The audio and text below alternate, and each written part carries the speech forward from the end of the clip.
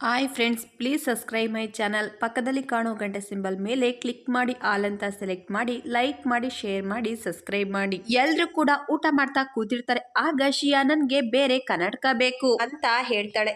ಆಗ ಅವ್ರ ತಂದೆ ಸ್ಪೆಕ್ಸ್ ಕೊಡ್ಸಿದ್ರು ಕೂಡ ನಿನ್ ಪ್ರಾಬ್ಲಮ್ ಆಗೇ ಇದೆ, ಕಡಿಮೆ ಆಗೋ ಬದಲು ಜಾಸ್ತಿನೇ ಆಗ್ತಿದೆ ಅಂತ ಹೇಳ್ತಾರೆ. ಆಗ ಶಿಯಾ ಅದೆಲ್ಲ ನನಗೆ ಗೊತ್ತಿಲ್ಲ, ಸ್ಪೆಕ್ಸ್ ಹಾಕಿದ್ರು ಕೂಡ ಒಂದೊಂದ್ ಸಾರಿ ಸರಿಯಾಗಿ ಬೋರ್ಡು ಕಾಣಿಸೋದಿಲ್ಲ ಅಂತ ಹೇಳ್ತಾಳೆ.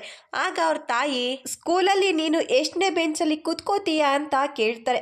ಆಗ ಅವಳು ನಾನು 5ನೇ ಬೆಂಚಲ್ಲಿ ಕೂತ್ಕೋತೀನಿ ಅಂತ ಹೇಳ್ತಾಳೆ. ಆಗ ಅವ್ರ ತಾಯಿ ಹಾಗಿದ್ರೆ ನೀನು ಟೀಚರ್ ಹತ್ರ ಹೇಳು ನಿನ್ನನ್ನ ಮುಂದಿನ ಡೆಸ್ಕ್ ಅಲ್ಲಿ ಕೂರ್ಸೋದಿಕ್ಕೆ, ಆಗ ಬೋರ್ಡು ಕ್ಲಿಯರ್ ಆಗಿ ಕಾಣಿಸುತ್ತೆ.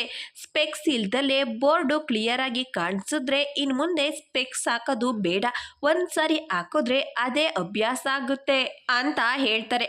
ಆಗ ಅವ್ರ ತಂದೆ ಶಿಯಾ ನಿನ್ಗೆ ಟೀಚರ್ಸ್ ಹತ್ರ ಮಾತಾಡೋದಕ್ಕೆ ಮುಜುಗರ ಅಂತ ಅನ್ಸಿದ್ರೆ ನಾನೇ ಮಾತಾಡ್ತೀನಿ ಅಂತ ಹೇಳ್ತಾರೆ. ಆಗ ಶಿಯಾ ಬೇಡ, ನಾನೇ ಟೀಚರ್ಸ್ ಹತ್ರ ಮಾತಾಡ್ತೀನಿ ಅಂತ ಹೇಳ್ತಾಳೆ.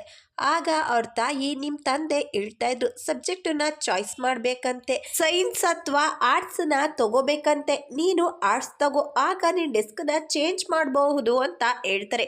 ಆಗ ಶಿಯಾ ನಾನು ಸೈನ್ಸ್ ತಗೋಬೇಕು ಅಂತ ಇದ್ದೀನಿ, ನಾನು ಆರ್ಟ್ಸ್ ತಗೊಳ್ಳೋದಿಲ್ಲ ಅಂತ ಹೇಳ್ತಾರೆ.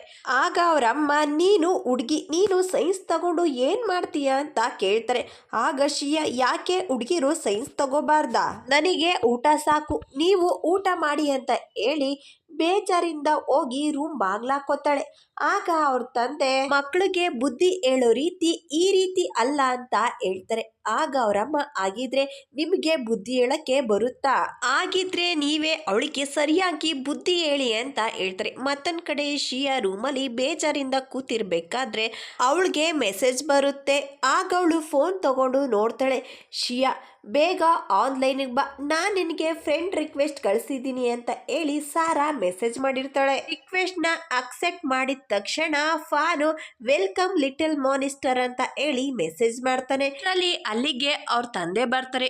ಆಗ ಶಿಯಾ ಫೋನನ್ನ ಬಚ್ಚಿಡ್ತಾಳೆ. ಇನ್ನು ನಿಮ್ಮ ಅಮ್ಮನ ಜೊತೆ ಹೊಸ ಫೋನ್ ಬೇಕು ಅಂತ ಹೇಳಿದಂತೆ, ನಿಮ್ಮಮ್ಮ ನನಗೆ ಹೇಳಿದ್ರು, ನಿನ್ಗಾಗಿ ಫೋನನ್ನ ತಗೊಂಡ್ ಬಂದಿದ್ದೀನಿ, ತಗೋ ಅಂತ ಫೋನ್ ಕೊಡ್ತಾರೆ. ಆಗ ಶಿಯಾ ಬೇಜಾರಲ್ಲಿ ಕೂತಿರ್ತಾಳೆ.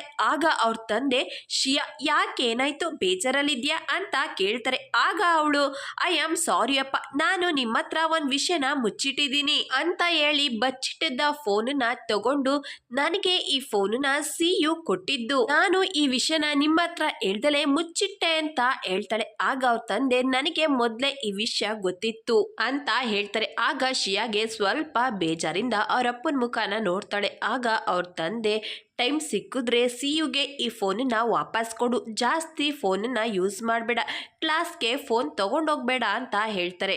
ಆಗ ಶಿಯಾ ಆಯ್ತು ಅಂತ ಹೇಳ್ತಾರೆ. ಆಗ ಅವ್ರ ತಂದೆ ಅಮ್ಮ ಹೇಳಿದ್ದಕ್ಕೆ ಬೇಜಾರ್ ಮಾಡ್ಕೊಂಡಿದೀಯ, ಅದನ್ನ ಮನ್ಸಿಗೆ ತಗೋಬೇಡ, ಬಾಯಿ ಜೋರಾದ್ರೂ ಮನ್ಸು ಒಳ್ಳೇದು, ನಿನಗೆ ಬೈದು ಮನ್ಸಲ್ಲೇ ನೋವು ಪಡ್ತಾ ಇರ್ತಾಳೆ ಅಂತ ಹೇಳ್ತಾರೆ. ಆಗ ಶಿಯಾ ನನ್ಗೆ ಅರ್ಥ ಆಯ್ತು, ಇನ್ಯಾವತ್ತೂ ಕೂಡ ಅಮ್ಮನ ಜೊತೆ ನಾನು ವಾದ ಮಾಡಲ್ಲ ಅಂತ ಹೇಳ್ತಾಳೆ. ಆಗ ಅವ್ರ ತಂದೆ ಒಳ್ಳೆ ಹುಡುಗಿ, ಚೆನ್ನಾಗಿ ಓದ್ಕೋ ಅಂತ ಹೇಳಿ ಅಲ್ಲಿಂದ ಹೋಗ್ತಾರೆ. ಆಗ ಶಿಯಾ ಅಲ್ಲೇ ಇದ್ದ ಫೋನನ್ನ ತಗೊಂಡು ಕಾಂಗ್ಗೆ ಕಾಲ್ ಮಾಡ್ತಾಳೆ. ಹಲೋ ಸೀನಿಯರ್, ನಾನು ಶಿಯಾ, ನಾನು ಸೈನ್ಸ್ ತಗೊಳ್ಳೋದಿಕ್ಕೆ ನಿಮ್ ಹೆಲ್ಪ್ ಬೇಕು, ನೀವು ನನಗೆ ಹೆಲ್ಪ್ ಮಾಡ್ತೀರಾ ಅಂತ ಕೇಳ್ತಾಳೆ.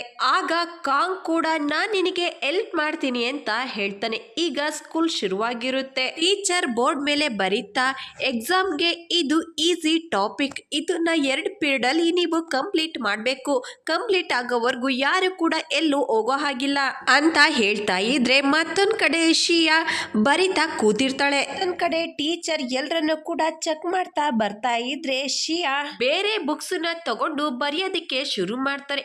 ಪಕ್ಕದಲ್ಲೇ ಕೂತಿದ್ದ ಸಿಯು ಅದನ್ನ ನೋಡಿ ಇದು ಸೆಕೆಂಡ್ ಇಯರ್ ಕ್ವಶನ್ ಪೇಪರು ಅಂತ ಹೇಳ್ತಾನೆ.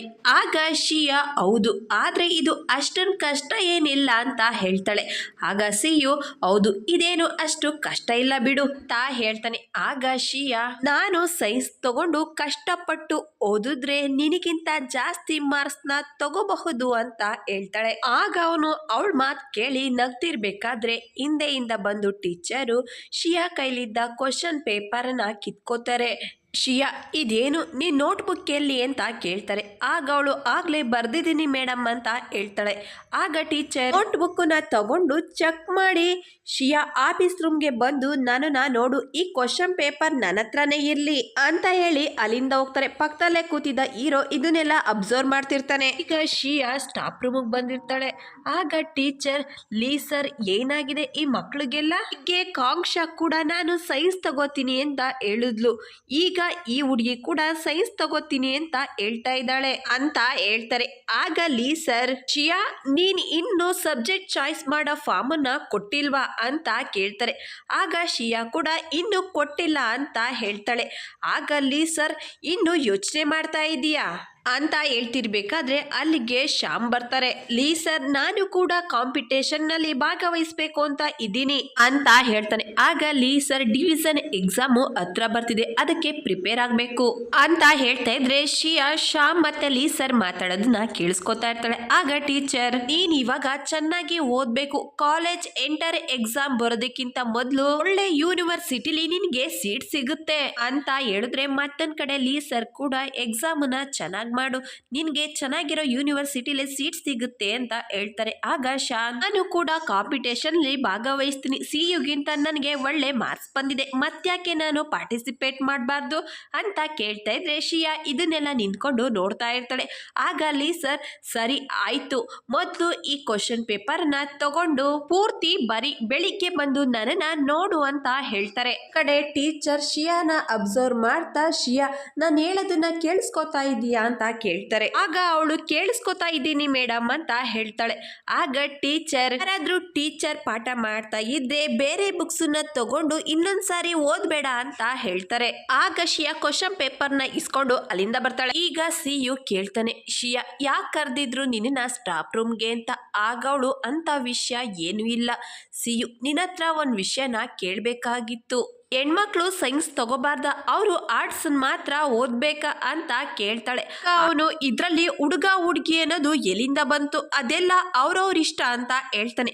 ಆಗ ಅವಳು ನಾನು ಕೂಡ ಇದನ್ನೇ ಅನ್ಕೊಂಡೆ, ಆದ್ರೆ ನಮ್ ಪೇರೆಂಟ್ಸ್ ಟೀಚರ್ಸ್ ಎಲ್ರು ಕೂಡ ಆರ್ಟ್ಸ್ ಅನ್ನೇ ತಗೋಬೇಕು ಅಂತ ಹೇಳ್ತಾ ಇದ್ದಾರೆ ಅಂತ ಹೇಳಿ ಬೇಜಾರ್ ಮಾಡ್ಕೋತಾಳೆ. ಆಗ ಹೀರೋ ನಿನಗೆ ಏನನ್ಸುತ್ತೆ, ಸೈನ್ಸ್ ತಗೊಂಡ್ರೆ ನಿನ್ ಕೈಲಿ ಓದೋದಿಕ್ಕಾಗುತ್ತಾ ಅಥವಾ ಆರ್ಟ್ಸ್ ತಗೊಂಡ್ರೆ ಚೆನ್ನಾಗಿ ಓದ್ತೀಯ ಅನ್ನೋದ್ರ ಬಗ್ಗೆ ಯೋಚನೆ ಮಾಡು, ಬೇರೆಯವ್ರ ಬಗ್ಗೆ ಎಲ್ಲ ತಲೆ ಕೆಡಿಸ್ಕೋಬೇಡ, ನಾನು ನಿನ್ಗೆ ಯಾವಾಗ್ಲೂ ಇದೇ ರೀತಿ ಸಪೋರ್ಟ್ ಮಾಡ್ತೀನಿ ಅಂತ ಹೇಳ್ತಾನೆ.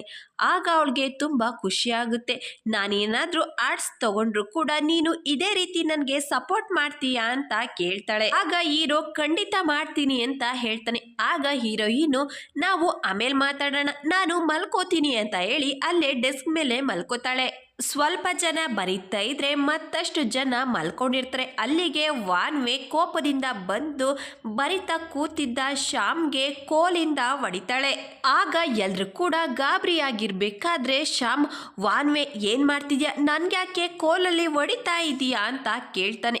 ಆಗ ವಾನ್ವೆ ಶ್ಯಾಮ್ ನೀನೊಬ್ಬ ಮಾತ್ರ ಓದ್ತೀಯ, ಬೇರೆ ಯಾರು ಕೂಡ ಓದೋದಿಲ್ವಾ, ನಿನಗೆ ಏನು ಅನ್ಸೋದಿಲ್ವಾ, ನೀನ್ ಮಾಡ್ಬೇಕಾಗಿರೋ ಡ್ಯೂಟಿನ ನಾನೊಬ್ಳೆ ಮಾಡ್ತಿದ್ದೀನಿ ಅಂತ ಹೇಳ್ತಾಳೆ. ಆಗ ಶ್ಯಾಮ್ ನಾನು ಕೆಲ್ಸನ ಮಾಡ್ಬೇಕೋ ಮಾಡಬಾರ್ದು ಅನ್ನೋದು ನನ್ನ ಸಮಸ್ಯೆ, ನಾನು ಕಾಂಪಿಟೇಷನ್ಗೆ ರೆಡಿ ಆಗ್ತಿದ್ದೀನಿ, ನಾನು ಬ್ಯುಸಿ ಆಗಿದ್ದೀನಿ ಅಂತ ಹೇಳ್ತಾನೆ. ಆಗ ಸಾರಾ ಶ್ಯಾಮ್ ನೀನ್ ಮಾಡ್ಬೇಕಾಗಿರೋ ಕೆಲ್ಸನೆಲ್ಲ ಒಂದು ಹುಡುಗಿ ಮೇಲೆ ಬಿಟ್ಟಿದ್ಯಲ್ಲ, ನಿನ್ಗೆ ಏನು ಅನ್ಸೋದಿಲ್ವಾ ಅಂತ ಹೇಳ್ತಾಳೆ. ಆದ್ರೆ ಅವನು ಏನು ಕೂಡ ಮಾತಾಡ್ದಲೆ ಬರಿತಾ ಕೂತಿರ್ತಾನೆ.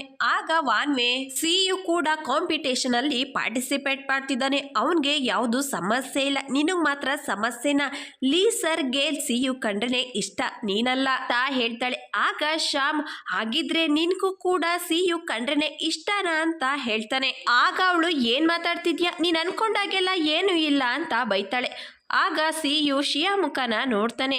ಆಗ ಶ್ಯಾಮ್ ಲೀ ಸರ್ ಸಿ ಯುನ ಅವ್ರ ಮಗನ್ ರೀತಿ ನೋಡ್ತಾರೆ, ಅದಕ್ಕೆ ಅವನ ಹೆಸರನ್ನ ಮೊದ್ಲೇ ಕೊಟ್ಟಿದ್ರು, ನಾನು ಸ್ಟೂಡೆಂಟ್ಸ್ ಆಗಿ ಟ್ರೈ ಮಾಡ್ತಿದ್ದೀನಿ ಅಷ್ಟೇ ಅಂತ ಹೇಳ್ತಾನೆ.